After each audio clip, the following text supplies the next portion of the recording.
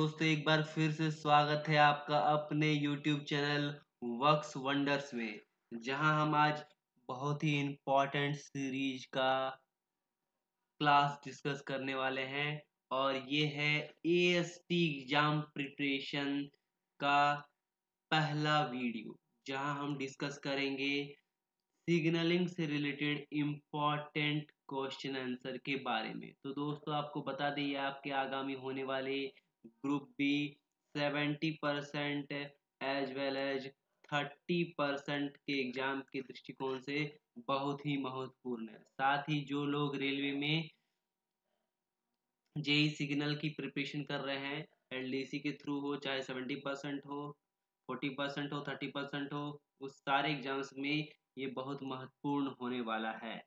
तो आइए बिना किसी देरी के शुरू करते हैं आज का हमारा पहला क्लास। तो जो लोग दोस्त हमारे चैनल पे नए हैं वो चैनल को कीजिए सब्सक्राइब। सबसे पहला क्वेश्चन है, where a slip siding is located at the departure end of a double line station, the interlocking shall be such that the point can be set towards the block section only when the block instrument is set to। कहने का मतलब है कि वैसे double line station में जहाँ पे क्या है स्लिप साइडिंग हो और वैसा इंटरलॉकिंग हो जिससे क्या हो, ब्लॉक इंस्ट्रूमेंट से लाइन क्लियर लेने से पहले क्या करना पड़ेगा, लाइन क्लियर लेने से पहले क्या करना पड़ेगा, उस पॉइंट को सेट करना पड़ेगा टुवर्ड्स ब्लॉक लाइन की तरफ, टुवर्ड्स ब्लॉक सेक्शन की तरफ, टुवर्ड्स ब्लॉक सेक्शन की तरफ उसका सेटिंग करना पड़ेगा। कहने का मतलब है जिस किसी डबल लाइन स्टेशन में स्लिप साइडिंग कहाँ पे होना चाहिए, कितना ग्रेडियंट में होना चाहिए, ये आपको कमेंट सेक्शन में करना है। अभी यहाँ पे क्या पूछा गया कि जहाँ कहीं भी डबल लाइन स्टेशन हो, एक तो डबल लाइन स्टेशन हो, दूसरा वहाँ पे स्लिप साइडिंग हो, तो उस केस में ब्लॉक इंस्ट्रूमेंट से लाइन क्लियर लेने से पहले क्या कंडीशन है, ब्लॉक इंस्ट्रूमेंट से लाइन क्लियर लेने से पहले कंडीशन ये है कि जो पॉइंट होगा वो ब्लॉक सेक्शन की तरफ सेट होगा, तभी लाइन क्लियर जो है लिया जा सकता है। बढ़ते हैं अगले सवाल की तरफ। अगला सवाल है, what information do RFID tags provided on track and loco kavach exchange between them in an automatic train protection section provided with kavach।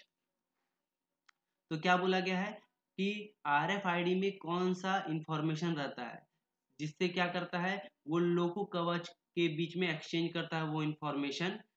N automatic train product, जहाँ पे क्या है ATPS यानी ऑटोमेटिक ट्रेन प्रोटेक्शन सिस्टम होता है, वहां पे जो RFID टैग लगा होता है वो किस तरह का इंफॉर्मेशन शेयर करता है, तो वो क्या करता है site specific static information share करता है फ्रॉम RFID टैग टू लोगो कवच। कौन सा इंफॉर्मेशन शेयर करता है, साइट स्पेसिफिक स्टैटिक इंफॉर्मेशन, मतलब कि आगे का सिग्नल क्या है, कितनी दूरी में है, उसका कंडीशन क्या है कि वो ऑफ एस्पेक्ट है कि ऑन एस्पेक्ट है, ये सारे जो साइट स्पेसिफिक स्टैटिक इंफॉर्मेशन है वो RFID टैग जो है लोगो कवच के साथ शेयर करता है।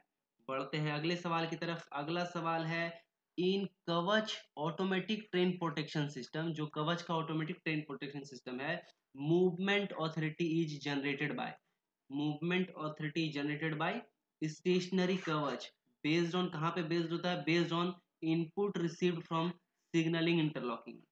जो इनपुट क्या होता है सिग्नलिंग इंटरलॉकिंग से रिसीव होता है स्टेशनरी कवच को, स्टेशनरी कहाँ कवच कहाँ होता है, ट्रैक में लगा होता है, स्टेशनरी कवच को स्टेशन से, स्टेशन इंटरलॉकिंग से जो मैसेज या इंफॉर्मेशन रिसीव होता है वो क्या करता है, वो कवच को प्रोवाइड करता है, वहीं से क्या होता है मूवमेंट ऑथोरिटी आता है। बढ़ते हैं अगले सवाल की तरफ। नेक्स्ट है, in train protection and warning system TPWS, train protection warning system, the movement authority is updated, movement authority कैसे अपडेट किया जाता है, बैलिस लोकेशन, बैलिस लोकेशन कहाँ पे होता है, ट्रैक में लगा रहता है, बैलिस लोकेशन में वहां से क्या होता है मूवमेंट ऑथोरिटी अपडेट होता है कि आगे जाना है कि नहीं जाना है, आगे कौन सा एस्पेक्ट मिलेगा, ग्रीन येलो रेड कौन सा एस्पेक्ट मिलेगा, वो जो मूवमेंट ऑथोरिटी रहता है वो कहाँ पे मिलेगा, थ्रू बेलिस लोकेशन के थ्रू मिलेगा। बढ़ते हैं अगले सवाल की तरफ। अगले सवाल है what shall be the maximum boost charging current of 200 ampere hour battery. तो जो 200 एम्पियर आवर बैटरी का जो मैक्सिमम बूस्ट करंट चार्जिंग होगा वो कितना होगा। तो हम लोग इसको कैसे निकालते हैं, जो 2 एम्पियर आवर बैटरी का होता है वो क्या होता है, बूस्ट चार्जिंग जो होता है आइडियल केस में चार्जिंग करंट का 10% जो होता है बैटरी का वो होता है। तो अगर हम 200 का 10% निकाले तो ये कितना आता है, 200 का 10% निकालते तो ये आता है 20। तो जो boost maximum boost charging current होगा 200 एम्पियर आवर का वो कितना होगा, 20 एम्पियर होगा। बढ़ते हैं अगले सवाल की तरफ। अगला सवाल है the spring setting device SSD used in thick wave switch layout shall be placed between sleeper number dash and dash। जो SSD डिवाइस होता है वो कितने से कितने स्लीपर के बीच में लगा होता है। जो SSD डिवाइस होता है वो थिक वेव टाइप स्विच के पॉइंट मशीन के लिए 13 से 14, 13 और 14 नंबर स्लीपर के बीच लगा होता है। कॉमन क्वेश्चन है, बहुत बार पूछा गया है। क्या पूछा गया है कि जो SSD डिवाइस लगा होता है वो 13-14 स्लीपर के बीच लगा होता है। बढ़ते हैं नेक्स्ट क्वेश्चन की तरफ। नेक्स्ट है what is the block overlap to be provided for the intermediate block signalling. तो जो इंटरमीडिएट ब्लॉक सिग्नलिंग मतलब IB सिग्नलिंग जो होता है, इंटरमीडिएट ब्लॉक सिग्नलिंग होता है, उसके केस में ब्लॉक ओवरलैप जो होता है 400 मीटर होता है। क्या होता है IB के केस में ब्लॉक सिग्नलिंग जो होता है उस केस में ब्लॉक ओवरलैप कितना होता है, 400 मीटर होता है। 400 मीटर होता है ब्लॉक ओवरलैप। बढ़ते हैं नेक्स्ट क्वेश्चन की तरफ। नेक्स्ट है what shall be the number of physical ASR और ALSR relay in 500 routes of the distributed electronic interlocking installation. जहाँ पे डिस्ट्रीब्यूटेड होता है इलेक्ट्रॉनिक इंटरलॉकिंग और क्या है वो 500 रूट का है, तो उस केस में कितने सारे फिजिकल ASR और ALSR रिले होगा। ASR क्या करता है, चेक करता है कि सारा रूट जो है क्लियर है कि नहीं, जो फुलफिल है कंडीशन वो हो रहा है कि नहीं है। तो उस केस में क्या आता है, इलेक्ट्रॉनिक इंटरलॉकिंग के केस में ASR की संख्या 0 होती है, क्योंकि ये क्या होता है इंटरलॉकिंग में जो EIs में होते हैं उसमें क्या होता है इनबिल्ट होता है, उसमें ऑटोमेटिक उसका कोई फिजिकल रिले नहीं रहता, इसलिए यहाँ पे क्या हो जाएगा 0 हो जाएगा। बढ़ते हैं नेक्स्ट सवाल की तरफ। नेक्स्ट है what is the minimum clearance of signal post or its fitting from the live OHE conductor during the 2.2 kV anti-theft measure charging। तो जो OHE होता है, OHE जो होता है जब उसमें क्या होता है 2.2 kVA का चार्ज होता है, किस पर्पस के लिए, एंटी थेफ्ट मेजरिंग के लिए, मतलब चोरी से बचाने के लिए उसमें कितना होता है 2.2 kV लगा होता है चार्ज। तो उस केस के दौरान जो है मिनिमम क्लियरेंस जो होना चाहिए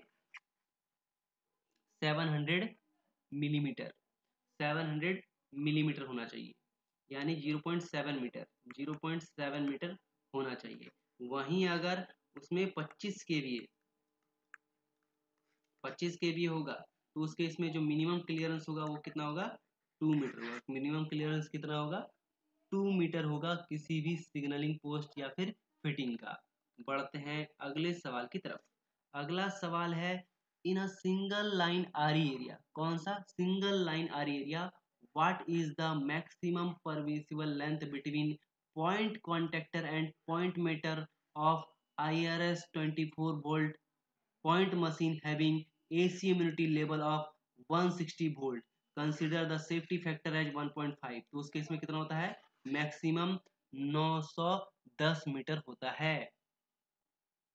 तो जो मैक्सिमम परमिसिबल लेंथ होता है पॉइंट कॉन्टेक्टर से लेके पॉइंट मोटर तक, उसके बीच जो मैक्सिमम परमिसिबल लेंथ है आरई एरिया के केस में, जहाँ पे पॉइंट मोटर का जो इम्यूनिटी लेवल है वो कितना है, 160 वोल्ट है।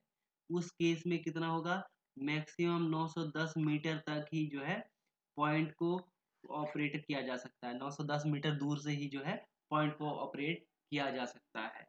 बढ़ते हैं नेक्स्ट सवाल की तरफ। नेक्स्ट है, in signalling maintenance what is the meaning of RDPMS।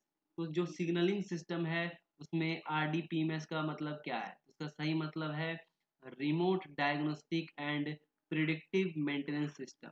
क्या है, remote diagnostic and predictive maintenance system. इससे क्या होगा, इससे यही होगा कि दूर बैठे ही किसी भी स्टेशन के सिग्नलिंग गियर का उसका बिहेवियर जो है डायग्नोस करके उसका पहले फेल होने से पहले ही उसका प्रिडिक्टिव मेंटेनेंस किया जा सके। यही सिस्टम लाया गया है RDPMS, remote diagnostic and preventive maintenance system. बढ़ते हैं अगले सवाल की तरफ। अगला सवाल है, what shall be the current rating of battery charging for the load current of 50 ampere and 300 ampere hour battery bank capacity. तो जो करंट रेटिंग होना पड़ेगा बैटरी चार्जर का वो कितना होना पड़ेगा, जिसमें लोड करंट कितना है, लोड करंट 15 एम्पियर है। लोड करंट कितना है, लोड करंट जो है 15 एम्पियर है। और जो बैटरी का कैपेसिटी वो कितना है, 300 एम्पियर आवर। तो 300 एम्पियर आवर को चार्ज करने के लिए कितना होना पड़ेगा, सबसे पहले तो 300 का 10%, तो ये कितना हो जाएगा, ये हो जाएगा 30, प्लस जो लोड है वो कितना है 15 एम्पियर, तो टोटल मिला के कितना हो जाएगा 45 एम्पियर आंसर हो जाएगा। तो चार्जर का रेटिंग कितना होगा, 45 एम्पियर होना पड़ेगा। बढ़ते हैं अगले सवाल की तरफ। अगला सवाल है, which of the following relay is permitted to be used as the repeater for immunized Q series track relay QTA2 in R area. तो जो रिपीटर रिले होता है वो कौन सा होगा, QTA2 का वो है QSPA1। QSPA1 जो है वो क्यू सीरीज का रिपीटर रिले होगा इन आर एरिया में। QTA2 का जो रिपीटर रिले होगा वो क्या होगा, QSPA1 होगा। बढ़ते हैं नेक्स्ट सवाल की तरफ। नेक्स्ट है, in Siemens route relay interlocking what is the maximum number of K50 neutral relay in minor relay group.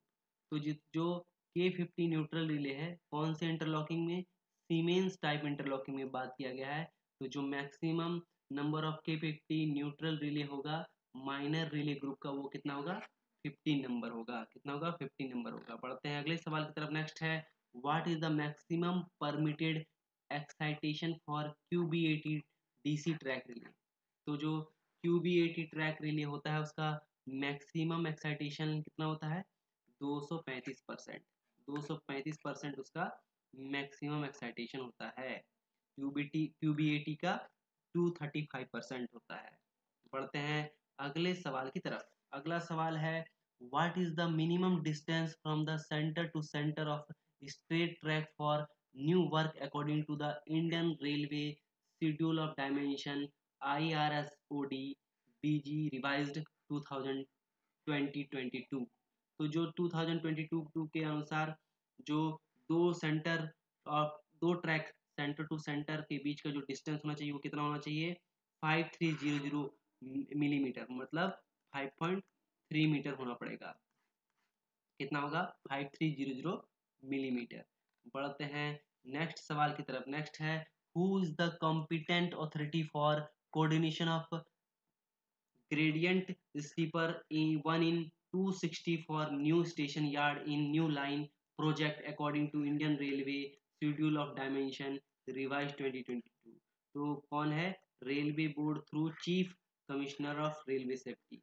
तो फाइनली कौन है उसका कॉम्पिटेंट अथॉरिटी, जहां पर भी किसी स्टेशन में जो ग्रेडियंट होगा वो 1:260 होगा किसी भी नए स्टेशन में, तो उसका जो प्रोजेक्ट का सैंक्शन अथॉरिटी होगा, कोऑर्डिनेशन जो अथॉरिटी होगा वो कौन सा होगा, रेलवे अथॉरिटी। किसके रिकमेंडेशन पे, through chief commissioner of railway safety के रिकमेंडेशन पे वो अप्रूव कर सकते हैं।